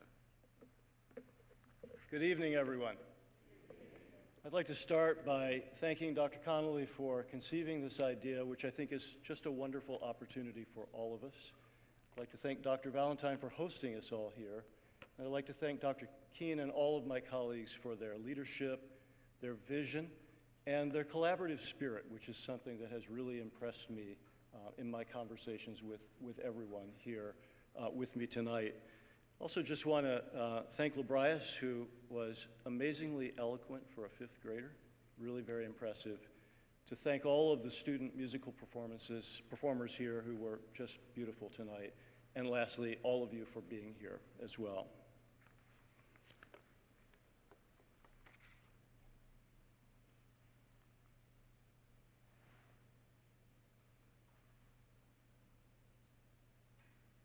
There we go. So if we're going to talk about the state of education, I want to talk a little bit about the challenges that we all face right now in higher education, but also about the opportunities that come with these challenges. So in terms of challenges, I think you all know about the demographic shift in this country. The birth rate in this country has been declining for several decades, and as a consequence, the number of high school graduates nationwide also has been declining. So in our traditional business model, we recruit graduating seniors, and they stay with us for 4 years or sometimes 6. And then they graduate out into the world, we hope, and get good jobs and live fulfilling lives. That business model is shifting radically. We're expecting in 2025 really a precipitous drop in high school graduations of 15% across the United States, which is going to change the face of higher education across the country. You all also know about rising costs of higher education, and certainly there are rising costs for students and their parents. There's no doubt about that. Part of this is because there are rising costs for us as well. Both of my colleagues here in higher education tonight have mentioned some of the services that our current students expect that perhaps were not expected to the same degree in past decades. There is a greater demand for health services. There is a greater demand for mental health services. There's a greater demand for tutoring. There's a greater demand for advising. There's a greater demand for athletics and clubs and activities for students on campus. And all of these things come with a cost.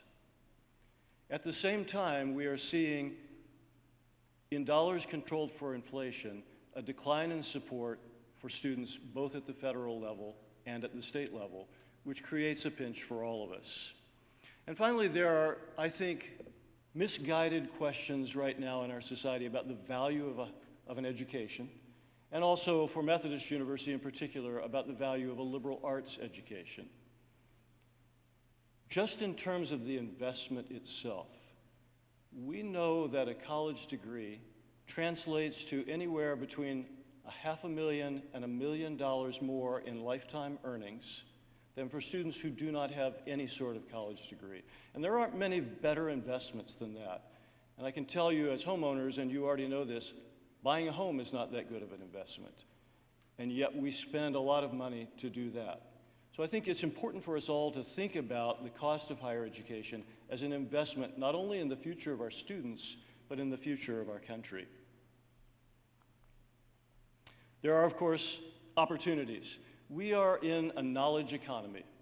We are in a time of exponential, explosive growth of knowledge. And it is no longer the case that a bachelor's degree or any sort of degree by itself is enough for a lifetime. I think it was Dr. Keene who mentioned that we are now preparing students for jobs that don't exist right at this moment. I think about that with our freshmen at Methodist University. We are preparing them for jobs that do not exist in this country right now. So there will be an ongoing need for continuing education, for adult education, and this is an opportunity for all of us. We must become universities for life. We must not think of ourselves as places that graduate students who then leave and become alumni and we hope give us money. But we need to think of them as continuing students, people that we will continue to stay in touch with and who will come back to us over and over again as they prepare for the shifting job landscape, the shifting economic landscape, the shifting knowledge landscape. We also need to look at ways, and there are opportunities here, to look at ways to change our business model itself. So the old model that's been around since the Middle Ages is suspend all your earnings for 4 or 6 or maybe even 8 years, accrue a lot of debt. If everything goes well, you'll graduate, and then you can get a job and start paying off that debt. We have an obligation to do something about that business model, including reducing our costs, creating new forms of credentials like certificates and badges that are stopping points along the way toward a bachelor's degree or associate's degree or whatever it might be. And we need to think about new revenue streams as well, and I'll be talking about that just in a bit about Methodist University. There are opportunities for partnership, and all of my colleagues have talked about that tonight, and that's, as I said before, one of the things that I really appreciate about this group of leaders. There are opportunities for partnerships with community colleges and between community colleges and four-year schools. Opportunities for partnership with the armed forces. There are many soldiers who will leave the armed forces at some point and will be needing training for a job for their future. Opportunities for partnership with all nearby universities, and the group of us, and with the public schools. The 4 of us were talking about that just before this program began, that there are opportunities for us to be working together to reduce our costs, to do things better for students. There are opportunities for partnership with business. And then, of course, back to that value proposition, we all need to find better ways to communicate. We need to be more deeply engaged in our communities, all of us. We need to be looking for internships and partnerships with business for our students, and we need to do a better job of marketing ourselves. And I put digital marketing on here because we need to meet our student customers where they are, and where they are right now is in the digital world. So what's happening at Methodist University?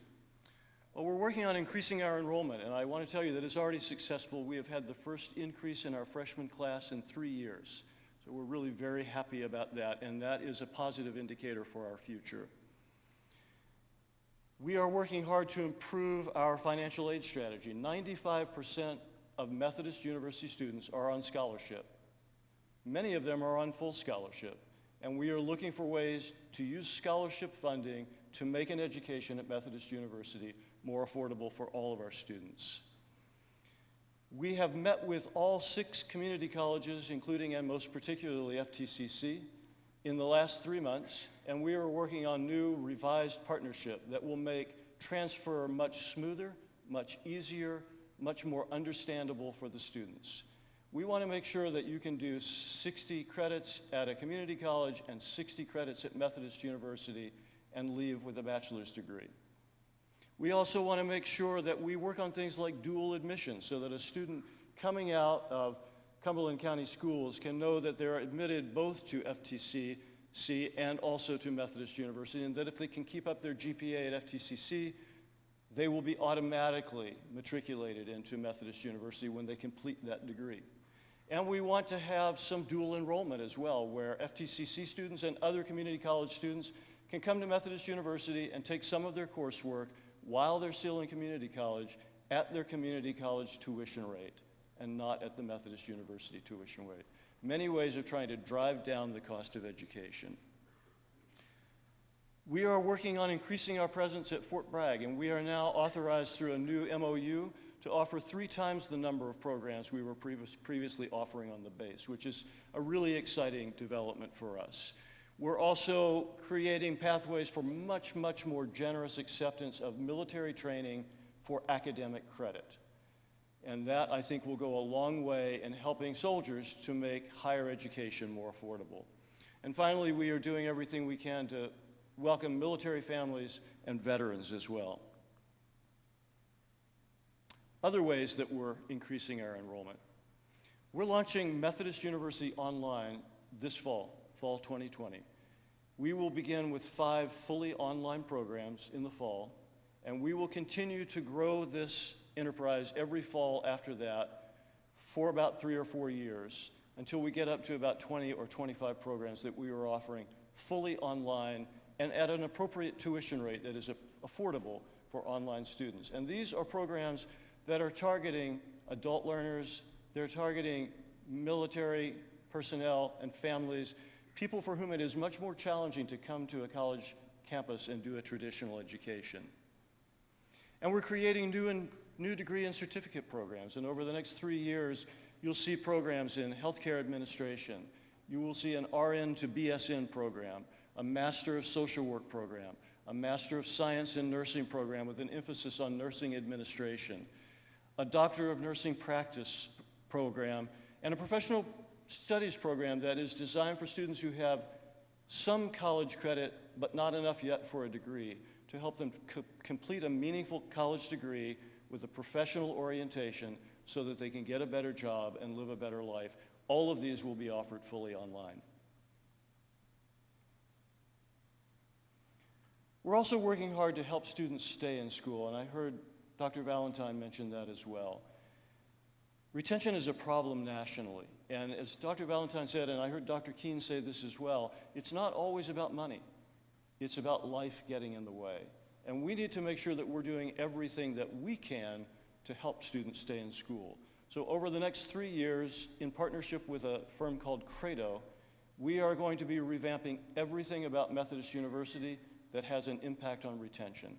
And we're going to increase our retention rate by at least 5 percentage points, and I'm hoping for more than that. We're also providing new scholarship support, and will continue to provide new scholarship support, not aimed at recruiting students, but aimed at keeping them in school. We're also working on improving campus life and safety. Our green and gold cafeteria, I don't think, has been renovated since it was built. And we will be spending a little over $1 million this summer to completely renovate the cafeteria and to improve the menu and to make it more appealing to today's students. We also have what used to be a creek, which is now a big ravine on our campus. And I heard Dr. Keene talking about 3 500-year storms over the past 5 years or so. We've had multiple hurricanes that have come through, and we've had a big problem with erosion. We're right on the river, as you probably know. So we are spending about $1.4 million to renovate that, to flatten out the floodplain, and to do it in a completely environmentally friendly manner. So we will become the model of sustainability in terms of restoring this area. We just received a significant gift from the father of an athlete to bring new lights to our football and lacrosse field. Another significant gift in combination with other gifts to completely renovate our soccer field. So doing what we can to make not just the education better, but the life on campus both better and safer. We're finding ways to create new efficiencies and reduce costs, and one of the things that we've done in the past year is to create a budget advisory committee of faculty and staff to report to the leadership on ideas for keeping our costs down and making our programs more efficient. We want to take advantage of the brainpower that we have on a campus and not try to go this alone, but really try to do it as a group on our campus. We're exploring new revenue streams, including finding ways to monetize our land that are connected to the mission of the university. Are there healthcare enterprises? Are there businesses that could co-locate with us on our land and could collaborate with our academic departments in terms of internships and residencies and clinical opportunities? And finally, we've hired a new VP for university advancement, and we will be launching a major endowment campaign to increase the endowment so that we can increase our scholarship support for our students.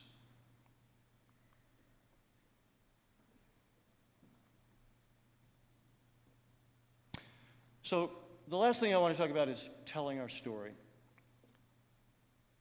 And I want to tell you that we're proud of who we are. We are proud to be a faith-based institution.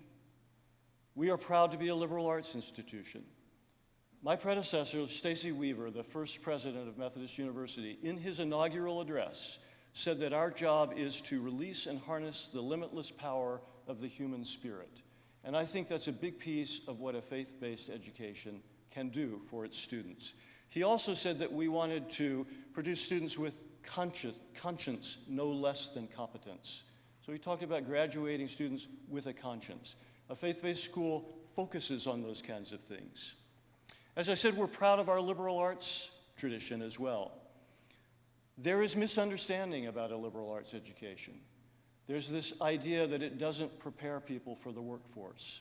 And I can tell you that there's hard data to show that that simply is not true. I just got back from a conference called the Council of Independent Colleges President's Institute, where we saw data on the earning power of liberal arts graduates. And what we saw is that although they may start with slightly lower salaries than their professional peers, over the course of a lifetime, their earnings tend to exceed those of graduates with professional degrees, because they are trained to be all of the things that we get in this annual survey that's done by the National Association of Colleges and Employers.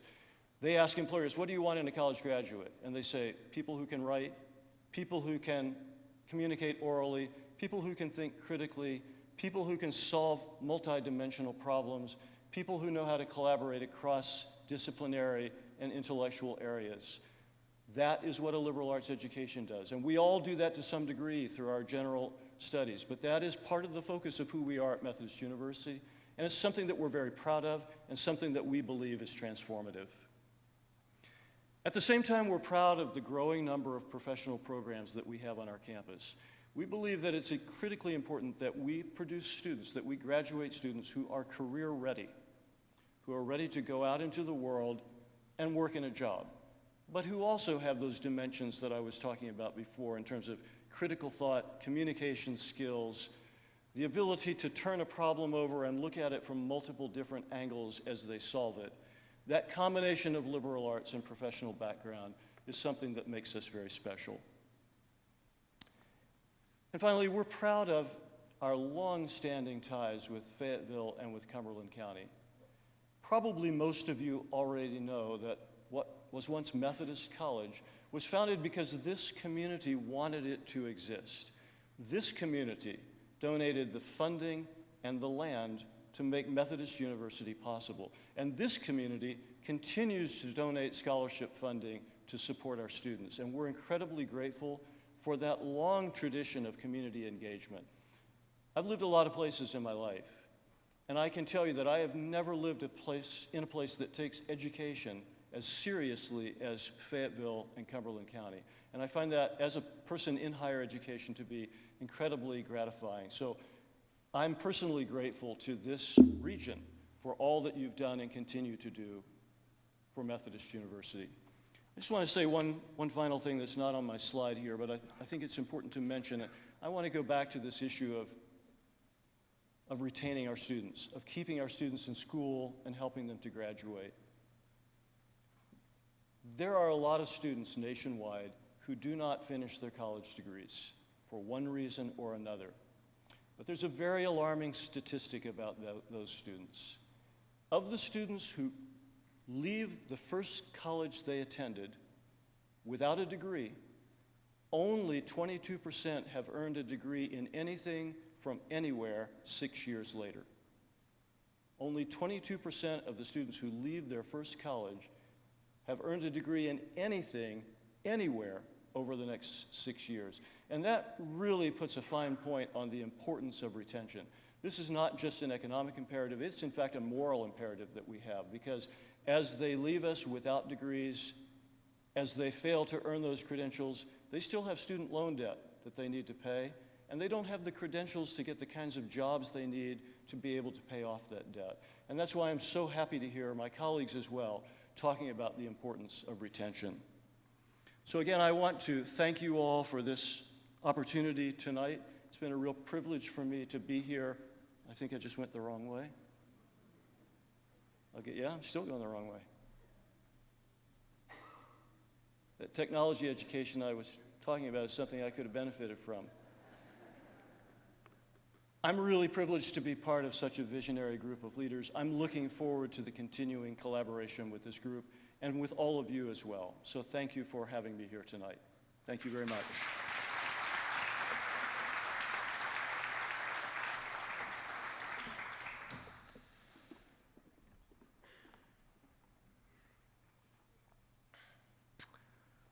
Behind every successful educational institution is an engaged community dedicated to supporting students. Throughout Cumberland County, businesses, community partners, parents, and volunteers dedicate their time and resources to assist students and help our institutions. It's up to everyone in the county to ensure our region is a place where our citizens can all succeed. My charge to you following tonight's presentation is to follow up with one of these fine institutions and find a way to connect with them and to assist them in doing the invaluable work that they're doing. I'm fully convinced that Cumberland County is a magnificent place to live, to work, to grow a business, to receive an education, to advance a career, and even to enjoy the golden years. And it's that way because of our people and because of our educational institutions. In closing, I'd like to again recognize our students. Let's give our student presenters a big round of applause.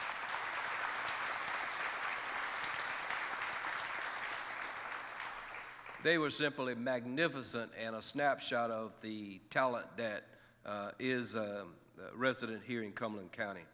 I'd like to also acknowledge the E.E. Smith Jazz Band who performed during the reception. Let's give them a round of applause.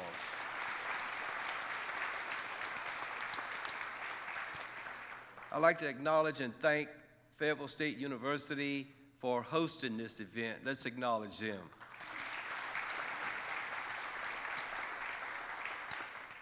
And Cumberland County Schools Communications Department, when they called me and asked me would I agree to do this, I didn't know what to expect, but they did a wonderful job of putting these presentations together, and so let's give them a big round of applause for that work.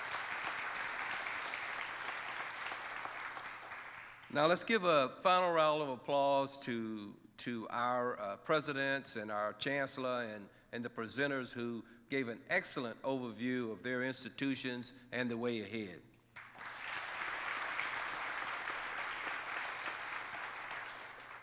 In closing, give yourselves a big round of applause for our next steps in what we will do in partnering with them.